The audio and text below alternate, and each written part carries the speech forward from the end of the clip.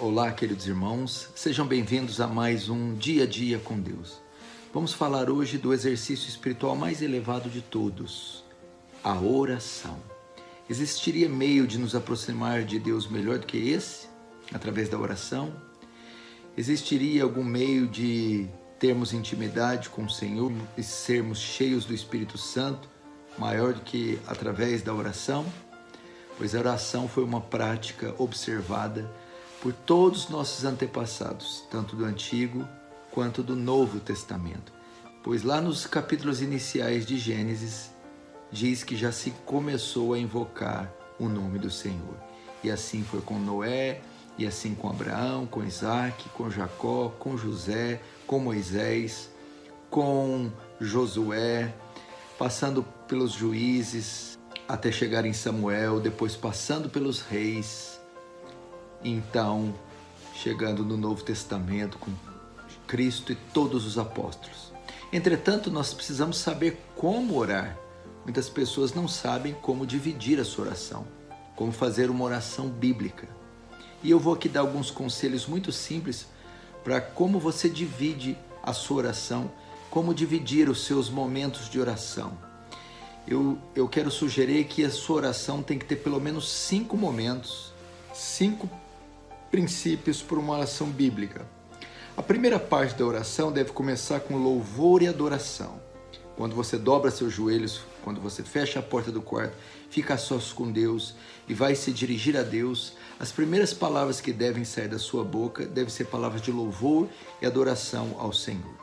Quando Cristo foi nos ensinar a oração do Pai Nosso, que é um modelo de como orar biblicamente, ele inicia assim: Pai nosso que estás no céu, santificado seja o teu nome. Então é uma oração de louvor a Deus, de adoração ao Senhor. Você vai ver isso em todo o Antigo Testamento, as orações de Davi nos Salmos, as orações de Neemias, em Neemias capítulo 9, de Daniel, em Daniel capítulo 9, de Esdras, em Esdras capítulo 9. Eles sempre começam se dirigindo a Deus, mencionando seus atributos, louvando ao Senhor. Eles vão diante do Senhor, exaltando a sua magnificência, a sua glória e a sua grandeza. Assim, a sua oração deve iniciar com palavras de louvor ao Senhor. Exalte Ele, eleve os seus atributos, engrandeça seu nome, louve-o pelas suas obras, pelos seus feitos, pelo seu ser. Diga que Ele é santo, exaltado, grandioso, tremendo, que criou tudo com grande poder e merece toda a honra, glória e exaltação. A segunda parte da oração deve ter no seu conteúdo o agradecimento. Você adora o Senhor, agora é o momento de agradecer. Por que agradecer ao Senhor?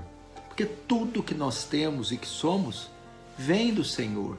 Nada é de nós propriamente, mas tudo foi nos concedido pela graça do Senhor. De modo que temos que ser gratos a Deus pelo ato de respirar, as batidas do nosso coração, de acordar pela manhã, de ir e vir e voltar vivos para casa, pelas chuvas, pela comida, pelos livramentos. Ou como está escrito em 1 Tessalonicenses, no capítulo 5, Paulo vai nos dar essa ordem: em tudo dai graças, porque essa é a vontade de Deus em Cristo Jesus. Então você precisa ter um momento na sua oração em que você vai agradecer ao Senhor. Agradeça pelo seu casamento, pelos filhos que você tem, pela saúde que você tem. Agradeça pelos bens que você possui, pelas honras que Ele te deu, por cada grão de arroz que se apresenta diante de você em sua mesa. Agradeça ao Senhor por coisas grandes, por coisas pequenas, pelos livramentos.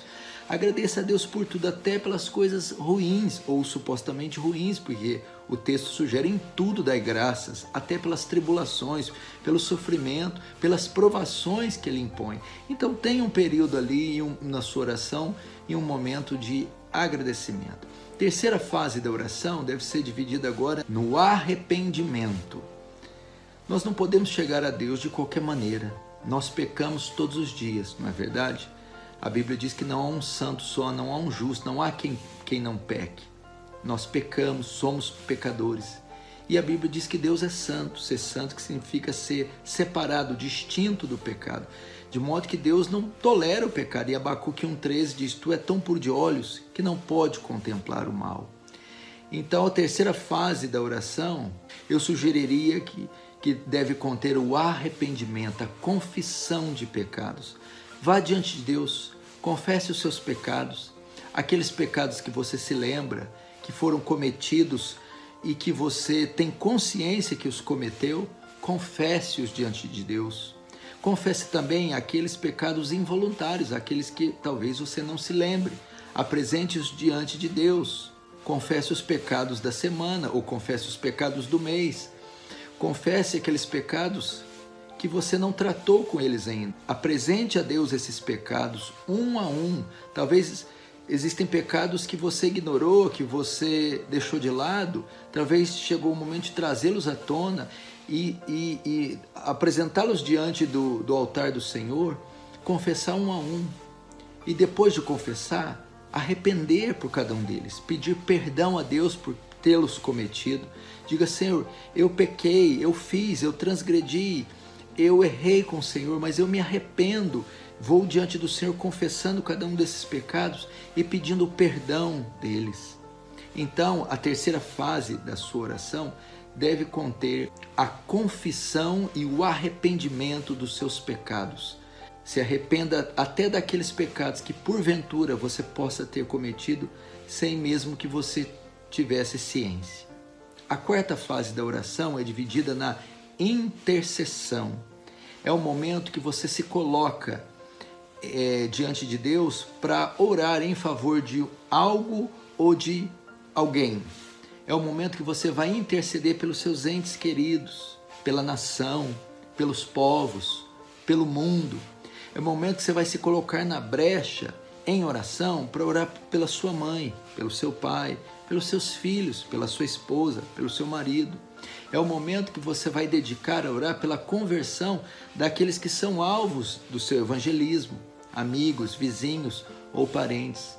É aquele momento que você vai estar diante de Deus para colocar a nação quando passa por uma crise ou uma situação de crise em algum local que necessita da oração. É um momento reservado então para apresentar a Deus as necessidades de outras pessoas. E por fim, a oração deve conter a petição. Essa é a mais fácil, mas nem por isso ela deixa de ser bíblica. É o momento que você separa para apresentar a Deus as suas necessidades. A oração do Pai Nosso, o Senhor ensina isso, nós apresentarmos a Deus as nossas necessidades, porque está escrito: o pão nosso cada dia nos dai hoje. E também Filipenses 4 diz que não andeis ansiosos por coisa alguma, antes sejam as vossas necessidades apresentadas diante de Deus por súplicas e petições. É quando você coloca diante de Deus as portas que você precisa que se abram. Orar pedindo a Deus um emprego, orar pedindo a Deus saúde física, orar pedindo a Deus proteção e livramento numa viagem, orar pedindo a Deus que supra suas necessidades alimentícias, que dê condições e recursos para você cuidar dos seus filhos, para que você tenha condições de cultuar o Senhor, pedir coisas relacionadas às suas necessidades diárias e básicas. Você pode fazer assim. Então, para mim, essa é uma maneira de você ter uma oração bíblica, dividindo ela nessas 5 fases: adoração, gratidão, arrependimento, intercessão e petição.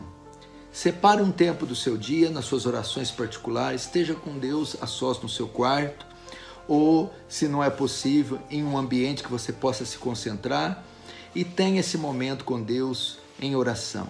Fazendo assim, Deus vai te abençoar ricamente. Meu irmão, não ignore essa prática espiritual elevadíssima. Gaste tempo com Deus, dobre seus joelhos, fique a sós com Deus e Ele te recompensará, te visitará, te encherá do Espírito Santo e você verá muitas respostas, frutos dessas orações. Você tem gostado do dia a dia com Deus?